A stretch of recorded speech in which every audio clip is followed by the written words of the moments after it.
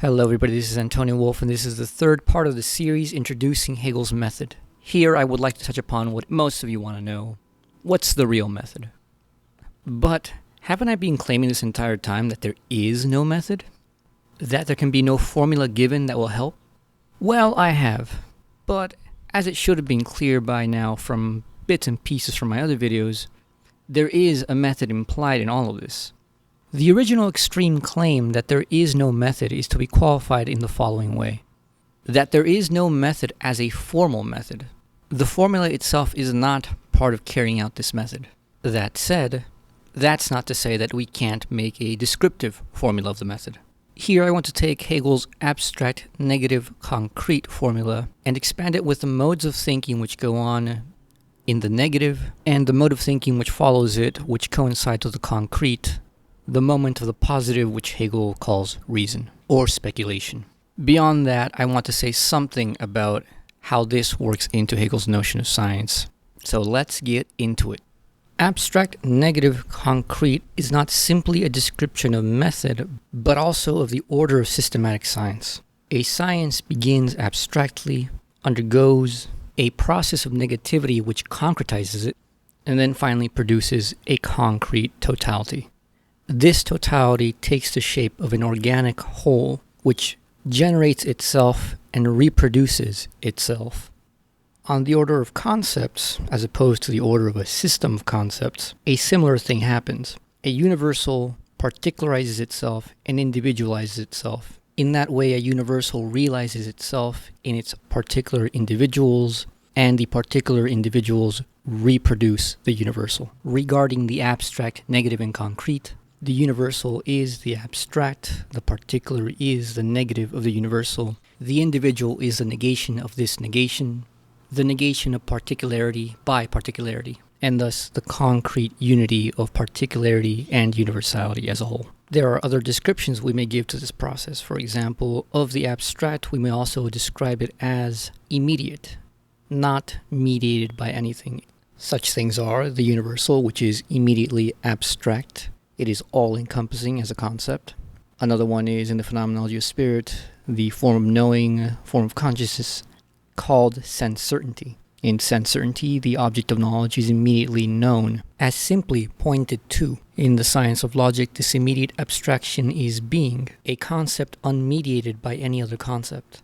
These all exemplify the moment of abstraction and immediacy. Following that comes the moment of the negative. The negative is carried out in the mode of thinking which Hegel calls the understanding. This mode of thinking is analytic. It analyzes, it thinks through content, and it takes things apart and defines them into pieces. This is why it is negative. In thinking pure thoughts, however, pure categories, the understanding ends up in dialectics, contradictions. It finds that the different pieces that it thought through fall into each other, meld into each other, find their basis in each other. For example, in something and other, we find that something is only something in relation to the other, and the other is only other in relation to the something. But the something itself is the other of the other, and the other is a something to itself, which is other to the first something.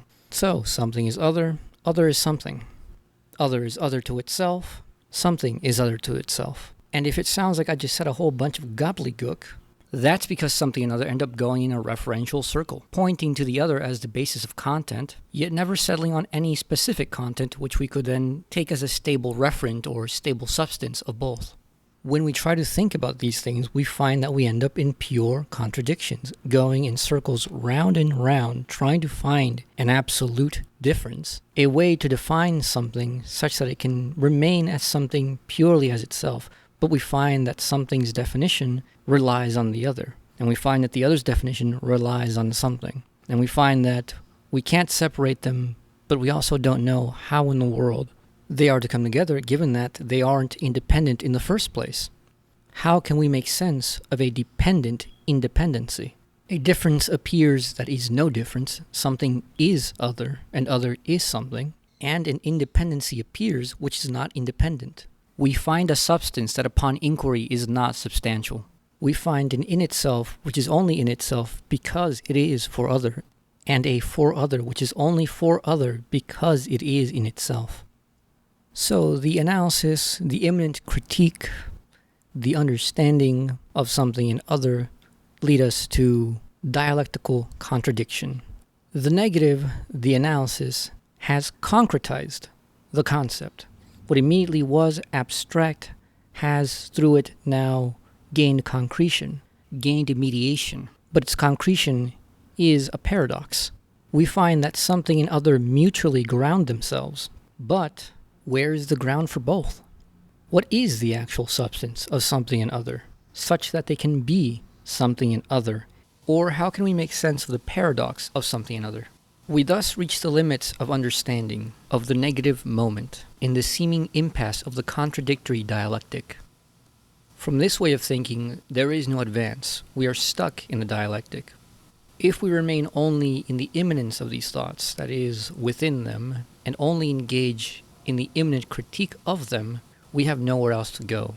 Hence, an advance constitutes a different level of thinking. One may say a different kind of thinking. The thinking which Hegel terms speculation, and the moment which we can term the positive or concrete. Rather than throw our hands up in the presence of the dialectic and despair at the futility of reason, speculation takes up the results of the understanding, the dialectic, and turns its entirety into its object. Speculation is the thinking which thinks about the understanding's thinking itself in the dialectic. One can think of speculation as recollective thinking. One steps back from the thoughts and thinking that have gone on before and turns that entire process into an object of thought, a new thought. Here it must be noted that speculation and understanding are not separate modes of thinking. In truth, they are part of reason, a kind of thinking which is absolute, which is unbounded, and which is not formal. Since in the science of logic, part of the point of inquiry is to find out what logic is without presupposing logical rules, we do not presuppose the law of non-contradiction as a rule for valid thinking. Therefore, there is no problem for reason at that point to accept the contradiction and turn its thinking into a new thought itself, through which then the understanding once again takes over and begins to think through again. While from within the dialectic there seems to be no way out, nonetheless we know for a fact, because we can and do, that we can think about thinking. So we're not quite at a dead end yet. So, examples of this are, in the science of logic, being, nothing, and becoming. In the process of the relation of being and nothing as thoughts and the thinking of these thoughts, becoming arises when we turn our thinking on the entire process of the thinking of being and nothing. Becoming is the immediate vanishing, which occurs when we think being, have it vanish before us and leave us with nothing, and when we think nothing and have it vanish before us and leave us with being. Having gained this new concept from recollecting upon what happened in immanent thinking, the understanding, or immanent critique, returns to the fore and now analyzes becoming into its constituent concepts, coming to be and ceasing to be, etc. Another example, in the phenomenology of spirit, the first form of consciousness, sense certainty, posits the object of knowledge as an immediate intuition, a this, here, now. We find in that a whole bunch of dialectics, ranging from the contradictions of the richness of content, which is revealed to be conceptually empty, but most importantly, which are revealed to be not immediate, but actually mediated. The analysis, as always, goes in the same way of abstract, negative, concrete, immediate to mediate, and the understanding and speculation.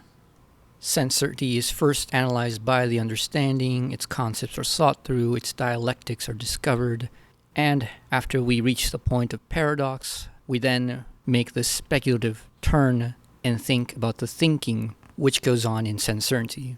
A thinking in which we realize a this implies many other thises, a now implies many nows, a there implies many theirs, and therefore is mediated, despite the claim that it was immediate cognition. We see here how Hegel's method builds upon itself and generates further content. We see the abstract immediate moment. We see the negative moment of the understanding. We see the positive concrete moment of speculation. Now, some think that this process goes on endlessly, but it does not. This process goes on and builds up through understanding and speculation, through dialectics and sublations, up until it reaches back around and can only point back to something within itself.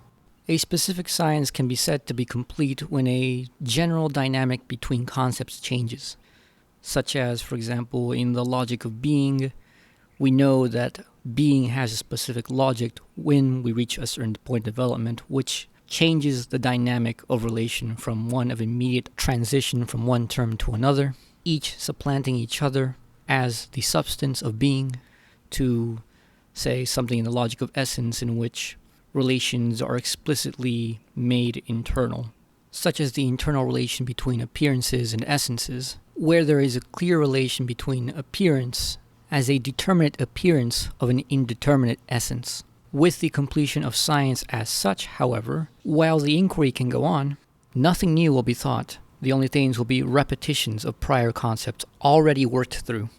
Thus, Hegel's entire system of science can be said to be completed once no new concepts can be generated. Now, as we all know, nobody has finished the system of German idealism yet. And not only that, this particular kind of thinking cannot be used for as many things as most people think it can.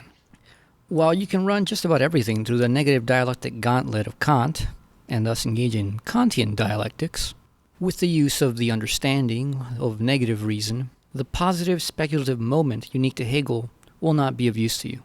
Thus, one sees a lot of misuse of this conception.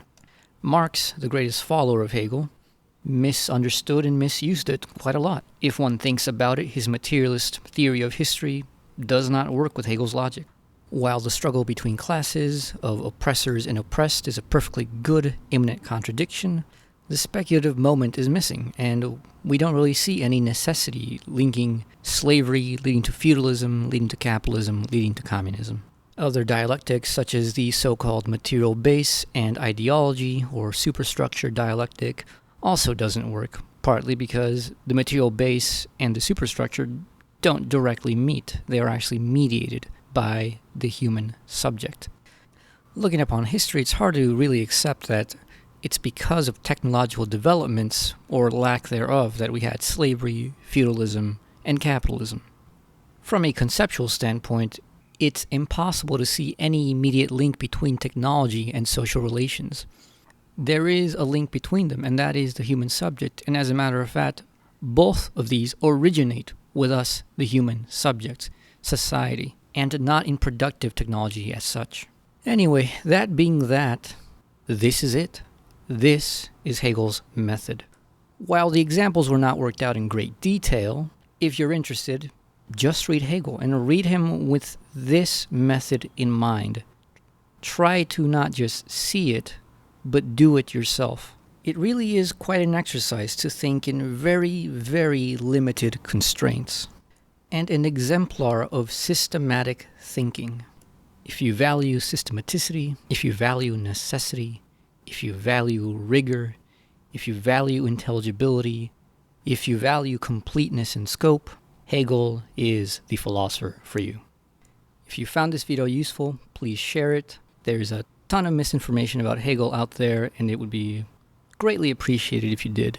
Not just because I like Hegel, but because I hate bullshit and I hate misinformation. The main reason I felt a need to create these recordings and to create my blog was to combat the immense amount of misinformation out there about Hegelian philosophy. This will not be my last video on Hegel. I will be making, hopefully, quite a few more in the future. Hopefully, actual videos. Until then, this is Antonio Wolf. Thank you for listening.